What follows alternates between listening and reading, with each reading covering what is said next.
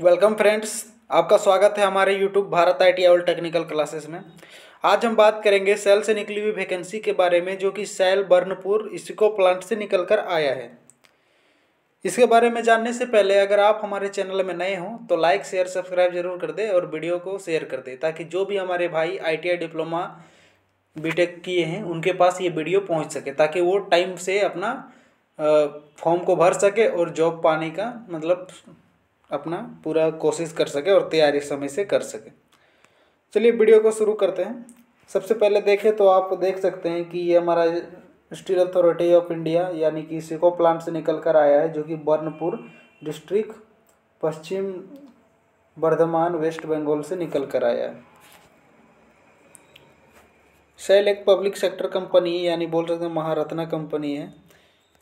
इसमें जो पोस्ट की बात करें, सबसे पहले एग्जीक्यूटिव की बात करें तो असिस्टेंट मैनेजर के लिए एक पोस्ट, असिस्टेंट मैनेजर के लिए E1 कैटेगरी के लिए निकला है, जो कि 6 पोस्ट है, जिसका पे स्केल 50,000 से 1,60,000 रुपये प्रति मंथ रखा गया है।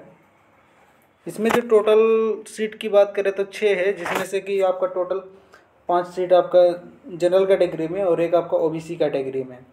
इसमें assistant manager boiler operation engineer बोल सकते हैं इसको।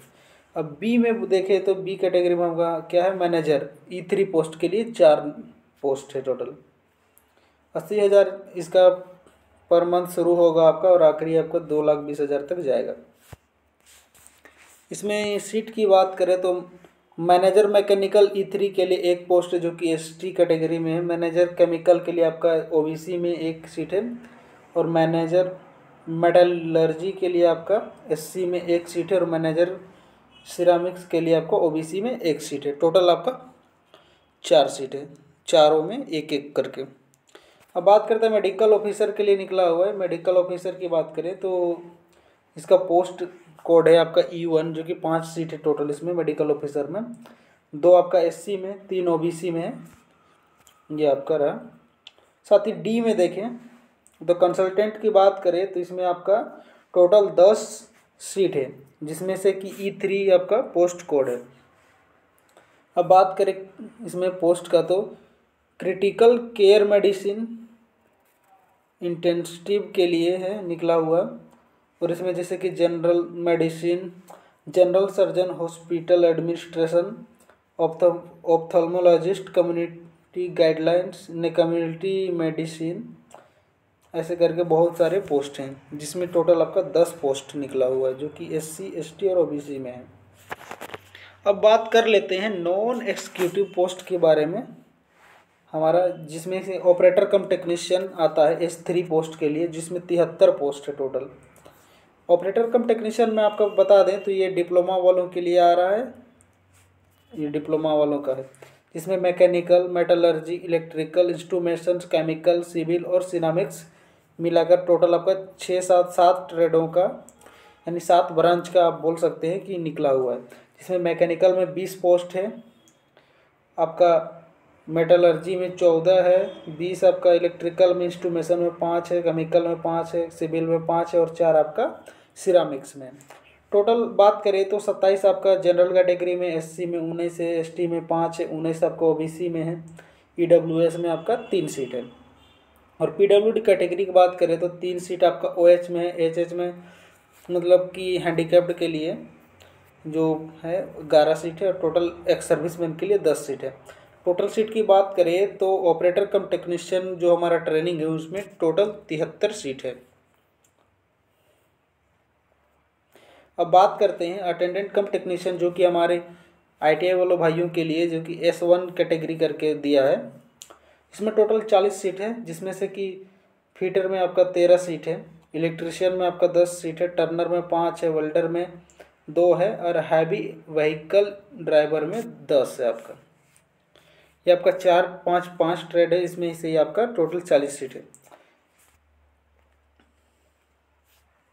अब बात करते हैं जनरल में 6 सीट है आपका, SC में 11 है, ST में 9 है, OBC में आपका 14 है और HH में 3 है और एक्स सर्विसमैन में 6। टोटल आपका इसमें मतलब कि 40 सीट है।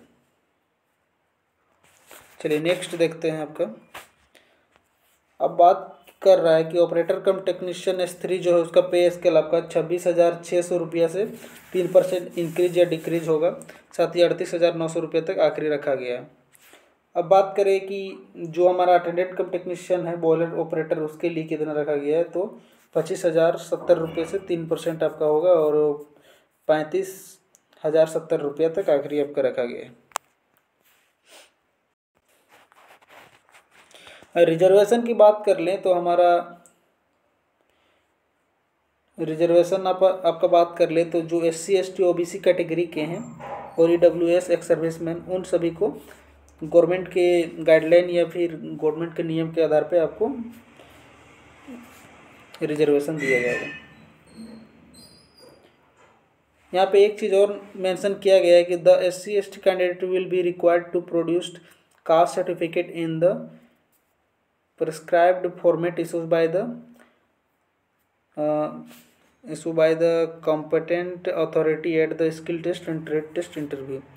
जो भी हमारे SC ST वाले भाई हैं उनको बताना चाहूँगा कि अब जब स्किल टेस्ट या फिर ट्रेड टेस्ट या फिर इंटरव्यू देने जाएं तो आपके पास एक कॉम्पिटेंट अथॉरिटी जैसे कि DC SDO ऐसे करके उसका कास्ट सर्टिफिकेट आपको बनवा के ले जाना ज़रूरी है, तभी आपका स्किल टेस्ट के पहले जो डॉक्यूमेंट वेरिफिकेशन होता है उसमें आपको ओके किया जाएगा। चलिए नेक्स्ट देखते हैं।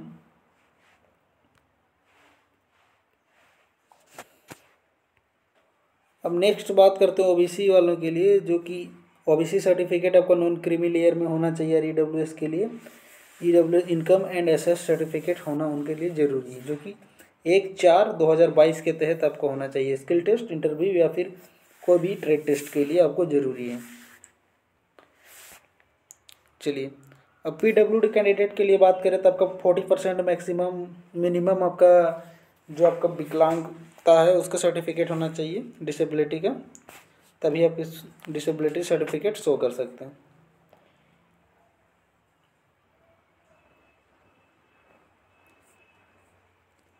अब एलिजिबिलिटी क्राइटेरिया की बात करें तो सबसे पहले हमने देखा था कि असिस्टेंट मैनेजर बॉयलर के बारे में, तो उसमें 6 पोस्ट है जिसमें से 30 साल मैक्सिमम आपका एज लिमिट रखा गया है।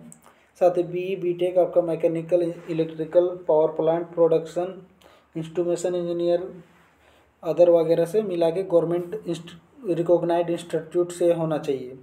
साथ ही 65% मार्क्स आपका होना चाहिए और 55% मार्क्स आपका SC ST और PWD के लिए रखा गया है।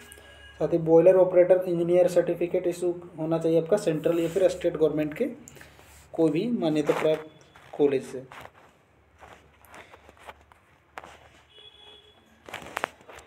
अब बात करते हैं नॉन एग्जीक्यूटिव पोस्ट वालों के लिए, जैसे कि ऑपरेटर कम टेक्नीशियन ट्रेनिंग मैकेनिकल के लिए उसमें टोटल 20 सीट है, जिसके लिए आपको 28 साल मैक्सिमम एज लिमिट मांगा गया है। साथ ही मैट्रिकुलेशन और 3 साल का आपका फुल टाइम डिप्लोमा होना चाहिए मैकेनिकल से। साथ ही आपका गवर्नमेंट से मान्यता प्राप्त इंस्टीट्यूट होना चाहिए जिसमें 50% मार्क्स आपका रहना चाहिए। साथ ही SC ST की और PWD के लिए 40% मार्क्स जरूरी है। ऑपरेटर कम टेक्नीशियन मेटलर्जी की बात करें 14 सीट है, इसमें आपका मैक्सिमम एज लिमिट 28 साल रखा गया है। साथ ही आपका मैट्रिकुलेशन साथ ही 3 साल का फुल टाइम डिप्लोमा होना चाहिए और मेटलर्जी से। साथ ही आपका 50% मार्क्स होना चाहिए डिप्लोमा में, और साथ ही SC ST जो हमारे कैंडिडेट हैं और PWD उनके लिए 40% मार्क्स होना चाहिए। अब ऑपरेटर कम टेक्नीशियन इलेक्ट्रिकल की बात करें तो इसमें 20 पोस्ट है और आपका 28 साल आपका एज लिमिटेशन है मैक्सिमम। साथ ही आपका मैट्रिकुलेशन के साथ 3 साल का full time diploma electrical engineering से होना चाहिए और गवर्नमेंट द्वारा जो मान्यता प्राप्त यूनिवर्सिटी है उससे आपको 50% मार्क्स होना चाहिए। साथ ही SC ST और PWD के लिए 40%। इसमें सेम सभी में एक ही दिया गया है, केमिकल हो गया सिरामिक सभी में एक ही दिया गया। अब बात कर लेते हैं जैसे कि हमारा हो गया अटेंडेंट कम टेक्नीशियन ट्रेनिंग इलेक्ट्रिशियन का, तो इसमें 10 सीट है टोटल और आपका मैक्सिमम एज लिमिट 28 साल रखा गया है। मैट्रिकुलेशन होना चाहिए आपका, साथ ही ITI NCBT से होना चाहिए और इलेक्ट्रिकल ट्रेड होना चाहिए और मान्यता प्राप्त यूनिवर्सिटी होना चाहिए आपका, कोई भी गवर्नमेंट या फिर स्टेट गवर्नमेंट हो या सेंट्रल गवर्नमेंट। अब बात करते हैं अटेंडेंट कम टेक्नीशियन फिटर के लिए, जिसमें 13 सीट है टोटल आपका और मैक्सिमम एज लिमिट आपका 28 साल रखा गया है। साथ ही matriculation with full time ITI NCVT से होना चाहिए, फिटर ट्रेड से, और गवर्नमेंट द्वारा मान्यता प्राप्त होना चाहिए इंस्टीट्यूट। अटेंडेंट कम टेक्नीशियन टर्नर के लिए देखें तो 5 पोस्ट है आपका टोटल, जिसमें से कि 28 साल मैक्सिमम आपका एज लिमिटेशन रखा गया है। इसमें भी वही बोला गया है कि मेट्रिकुलेशन साथ में आपका ITI फुल टाइम होना चाहिए, NCVT आपका होना चाहिए बोर्ड, और गवर्नमेंट द्वारा मान्यता प्राप्त होना चाहिए। ऐसे ही वेल्डर की बात करें तो वेल्डर में 2 सीट है आपका, टोटल 28 साल मैक्सिमम एज लिमिटेशन रखा गया है, और इसमें भी मेट्रिकुलेशन विथ ITI रखा गया है, साथ ही गवर्नमेंट द्वारा मान्यता प्राप्त इंस्टीट्यूट होना चाहिए। चलिए ये हमारा तो हो गया। आपका यहाँ पे एक चीज़ नोट करने का ज़रूरी है, यहाँ पे लिखा गया है कि अगर आप CGPA में आपका मार्क्स है तो जैसे कि आउट ऑफ 100 को आपको 10 मानना है, 100 को आपको 10 मानना है इसके आधार पे। जैसे कि आपका 83% आया है तो 83 नहीं लिखना है आपको, 10 के आधार पे लिखना है, यानी 8.3 आप CGPA दे सकते हैं।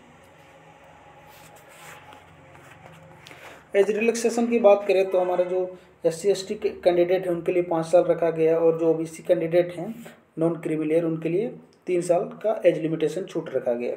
साथ ही इनकेस आपका जैसे PWD कैंडिडेट है उनको मैक्सिमम एज की बात करें तो 10 साल छूट दिया गया है जनरल कैटेगरी वालों के लिए, 15 साल आपका SC/ST वालों के लिए, और OBC नॉन क्रीमिलियर के लिए 13 साल दिया गया है जो PWD कैंडिडेट्स हैं। एक सर्विसमैन की बात करें तो इसमें 6 महीना तक आपका लेस कर सकते हैं एज में, ऐसा लिखा गया है गवर्नमेंट गाइडलाइन के तहत। और जैसे जो भी सेल का डिपार्टमेंटल कैंडिडेट है उनको 10 साल का 10 साल का एज रिलैक्सेशन दिया जाएगा। मैक्सिमम आपका 45 साल तक एज लिमिट रखा गया है डिपार्टमेंटल कैंडिडेट के लिए। अब बात करें सैलरी स्केल के तो असिस्टेंट मैनेजर के लिए आपका 50,000 से 1,60,000 तक रखा गया है। इसी प्रकार बात करें तो ऑपरेटर कम टेक्नीशियन वालों के लिए जो बॉयलर ऑपरेटर हैं उनके लिए S3 ग्रेड वालों के लिए 26,600 से 38,920 रुपये रखा गया है। अटेंडेंट कम टेक्नीशियन बॉयलर ऑपरेशन के लिए S1 कैटेगरी वालों के लिए 25,070 रुपये से 35,070 रुपये तक रखा गया है आखिरी। अब बात करते हैं ऑपरेटर कम टेक्नीशियन ट्रेनिंग जो है उनको फर्स्ट ईयर में आपको 16,100 रुपये मिलेंगे, और सेकेंड ईयर में आपको 18,300 रुपये मिलेंगे पर मंथ। अब अटेंडेंट कम टेक्नीशियन ट्रेनिंग के बारे में बात करते हैं तो 12,900 रुपये पर मंथ मिलेंगे फर्स्ट ईयर में, और सेकेंड ईयर में आपको 15,000 रुपये पर मंथ मिलेंगे। अप्लाई करने के लिए आपको cell.com.in पे जाना है। वहाँ पे जाने के बाद आपको कैरियर सेक्शन में जाना है। कैरियर सेक्शन में जैसे ही आप जाइएगा तो आपका नीचे नोटिफिकेशन दिखेगा इसी को प्लांट बर्नपुर के लिए, वहाँ पे आपको क्लिक करना है, वहाँ पे डायरेक्ट आप अप्लाई के लिए जा सकते हैं, या फिर हम डिस्क्रिप्शन में लिंक दे देंगे, आप वहाँ पे डायरेक्ट जाकर डिस्क्रिप्शन से अप्लाई कर सकते हैं और नोटिफिकेशन भी डाउनलोड कर सकते हैं। चलिए जैसे ही आप जाइएगा तो उसके बाद फिर आपको रजिस्टर करना है। उसके बाद यूजर ID पासवर्ड मिल जाएगा आपको। उसके बाद फिर आपको फॉर्म को फिलअप कर लेना है, जैसे कि photograph, signature and required document जो भी आपको अपलोड कर लेना है। उसके बाद आपको रिव्यू का ऑप्शन आएगा, रिव्यू करके आपको देख लेना है कि आपने फॉर्म को सही फिलअप किया है या नहीं। उसके बाद कंफर्म करना है। कंफर्म करने के बाद आपको पेमेंट पे क्लिक करना है। पेमेंट जैसे ही आपने पेमेंट कर देगा उसके बाद फिर प्रिंट आउट के लिए आपको कर देना है, और उसके बाद एप्लीकेशन ID उसमें आपका शो कर जाएगा कि आपका एप्लीकेशन ID क्या है। आपको प्रिंट आउट को अच्छे से रखना है, भविष्य में आपका काम आ सकता है। चलिए ये हमारा पूरा कंप्लीट डिटेल्स रहा। अब बात करें इसका अप्लाई करने का तो 20/12/2022 से आपको 10/1/2023 तक इस फॉर्म को अप्लाई कर सकते हैं। अगर अप्लाई करने में कोई भी आपको प्रॉब्लम हो रही है तो कमेंट सेक्शन में कमेंट कर सकते हैं। साथ ही हम डिस्क्रिप्शन में लिंक दे देंगे, और जो भी प्रॉब्लम होगा हम उसका जल्दी से जल्दी समाधान करने का कोशिश करेंगे। चलिए वीडियो अच्छा लगा हो तो जय हिंद, जय भारत, जय हिंद।